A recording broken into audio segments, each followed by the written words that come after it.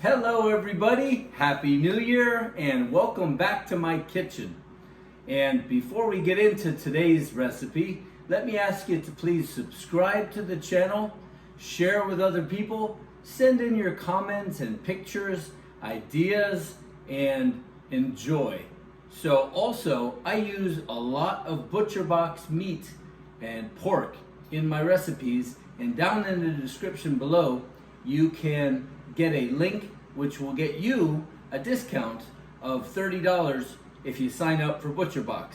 So top quality, organic, grass-fed, heritage pork, good stuff, and I highly recommend it. And they have all kinds of specials, especially at the beginning of the year. So today what we're going to make is bone broth.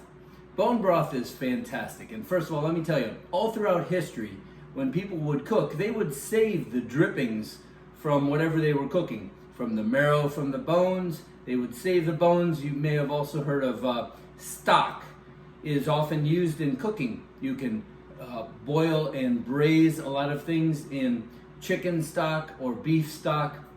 And it's also, chicken soup has long been known to be something good if you're sick. Well, here it is, the cold weather time of the year, so maybe you can enjoy this recipe to help you get healthier.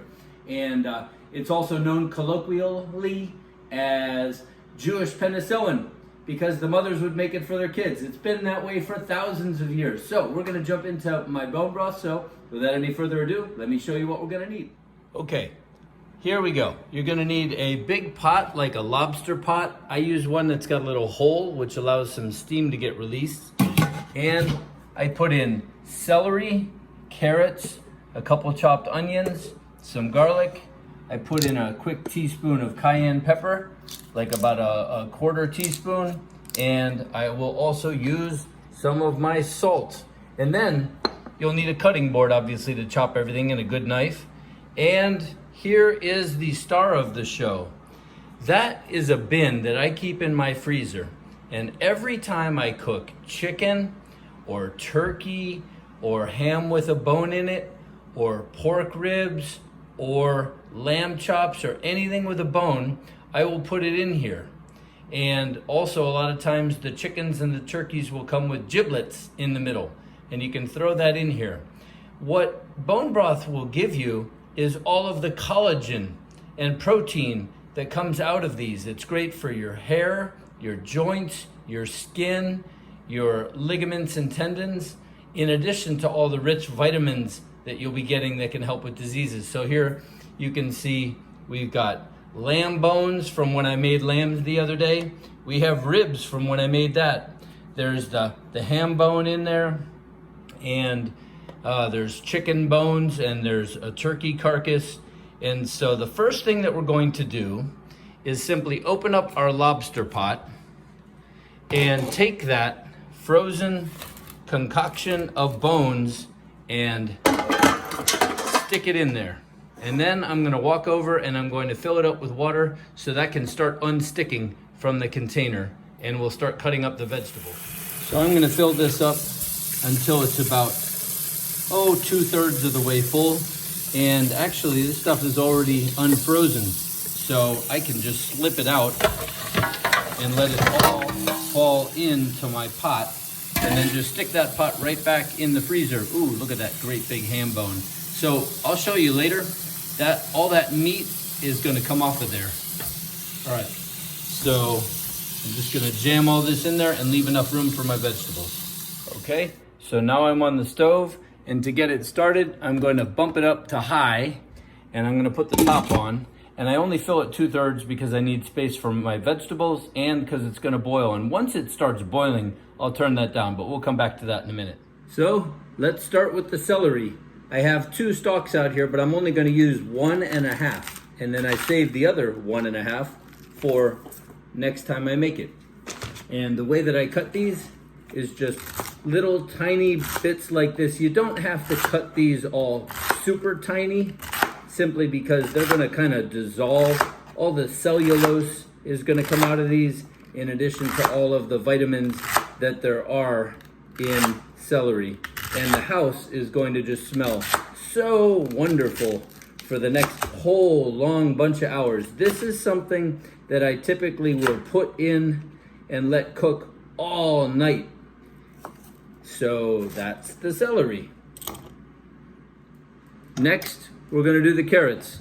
Same thing, I'm just gonna cut them up in a bunch of pieces. Now, ultimately, I am going to take all of the vegetables and the bones out when I strain it in the morning. I'm gonna throw away that. I put it in my compost in the garden.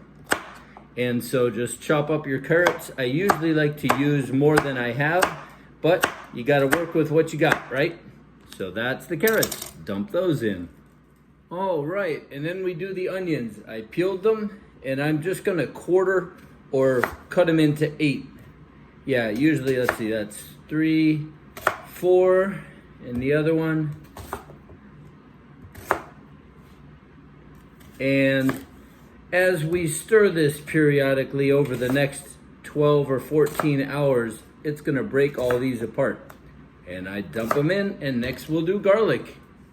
Okay, the garlic, all we really need to do is mash it or cut it up just a little bit. Doesn't need to be in tiny little pieces like you might put in a meal. This is really just for flavor. So chop it up a little bit and throw it in there. Okay, so at this point it looks like that. I'm still waiting for the water to boil. And you're gonna cook this for 12 or 14 hours. It is gonna boil down. So you wanna have a pot or a jug or something to keep adding water and just fill it up, leaving enough room for it to bubble. So I'm going to add 1/2 tablespoon of salt. And then I'm also going to put in a little bit of cayenne pepper, about say that much, which is a healthy 1/4 teaspoon. And then I'll stir it all up, kind of mash everything down there, and you'll stir it periodically. The bones are kind of still frozen in a chunk. But I leave space in here so I can have it boiling on high, and once it starts to boil, then I will add water, turn it down to low, and just forget about it and let it permeate the whole house with its smell. So I'll see you when it's boiling. Okay, so now that it's starting to boil, I need to turn it down to just barely boiling, which for me is usually about 1.5, because otherwise it will overboil, and we don't want that. So I leave a little bit of room, let that settle, and it will boil off a lot of water. It's gonna make your house smell delicious. And it's so nice when it's cold outside, like here in Florida where it's probably about 80 at this time. And just remember to be adding water and stirring periodically. And so leave it there, doing exactly that for about 12 hours. It is now 5:59 p.m. and we will probably be straining this and getting all the stuff out at about 6 a.m. So literally 12 hours boiling. All right, so get busy making your soup. So with all these cooking videos, I have burned out the broiler element on my oven. So while I've been making the soup, I'm over here using my little air fryer, and I put it away so it wouldn't make noise while we were recording. And look at that! Yummy, yummy chicken. That's dinner tonight, baby. And I have something else to show you that I'll be eating it with. I can show you a real quick idea. A real quick idea is just to take a baked potato, raw, obviously, wash it, don't peel it or anything, poke holes in it, stick it in the microwave, cook it, for 1 or 2 minutes, flip 1 or 2 till it's soft. And then when it gets soft enough, cut it in half and take some of the bacon from one of my other videos and some cheese and just lay it on top. And you have thick potato skins. You can eat by themselves, throw some sour cream and chives on top if you like. So just an extra bonus there along with the bone broth. So have a great night, and we'll see you in the morning when we filter that out. Okay, so it's nearly 10 o'clock the next morning, and this has been boiling all night, and I have put extra water throughout the time. You can see too just how much of the meat comes off of the bone, and that all provides protein and collagen to help the bones and joints and skin and hair and all those tissues. So now we're gonna strain everything off. First thing we need is another pot. So this one is not as big because a lot of the water boiled off. Then we're going to put in a colander. Then we are going to bring over the very hot soup very carefully and dump it in. Okay, we are dumping the soup in very carefully and slowly, because it will splash, and you've got large pieces in the container that can slide out and go slap. Okay, so something that you're going to want to do, because it's got all of that in there, is to move the big pieces that you're filtering out of the way so that the liquid can go down. And then I've got my garbage right next to this, so once I've got all the liquid out, I will throw out that, replace it there, and continue that process until I get all of the juice out from the bones and the vegetables.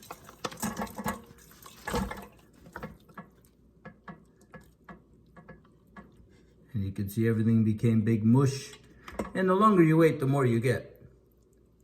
I probably end up throwing away some juice. I typically find that my big lobster pot will give me about 1.5 gallons of juice.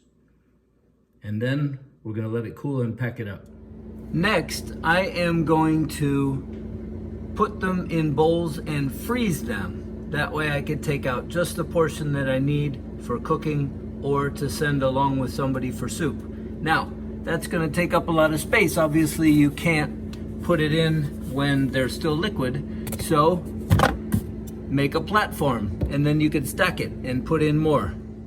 Typically, I'm gonna get about 8 ounces in each cup. So I have a whole bunch of cups because I can put these in my freezer and stack them like that. So I have my scale and I am going to let it net out, okay? My cup is 1 pound, and then I'm gonna just take my soup and I'm gonna fill it up with a spatula, which you can't see. Here's my spatula. And so I am just scooping it out and I'm gonna fill it in until the amount is now 8 ounces. And I can kind of eyeball it. Once I get 1 or 2 loaded, I can see how much distance I have. So it's gonna be about that far away from the top, so I'll fill them all like that, and then I can put them in my freezer, stack them, and then it's ready for next time that I want to have soup to cook or to send along with someone for their lunch, or just have a soup at any time. So that's how I make my bone broth, guys. I hope you've enjoyed. Please subscribe, share, like, and we'll see you next time. Check out the other videos because we are dealing with the #1 resolution, which is mental health and mindset. So see you soon. Bye-bye. Typically, I'm gonna get about 8 ounces in each cup. So I have a whole bunch of cups because I can put these in my freezer and stack them like that. So I have my scale and I am going to let it net out, okay? My cup is 1 pound, and then I'm gonna just take my soup and I'm gonna fill it up with a spatula, which you can't see. Here's my spatula. And so I am just scooping it out and I'm gonna fill it in until the amount is now 8 ounces. And I can kind of eyeball it. Once I get 1 or 2 loaded, I can see how much distance I have.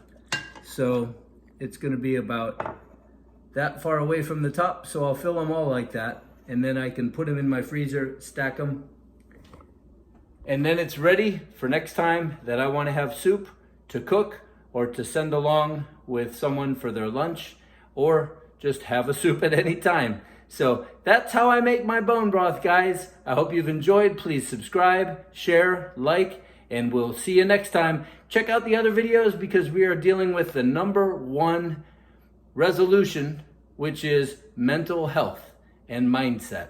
So see you soon. Bye-bye.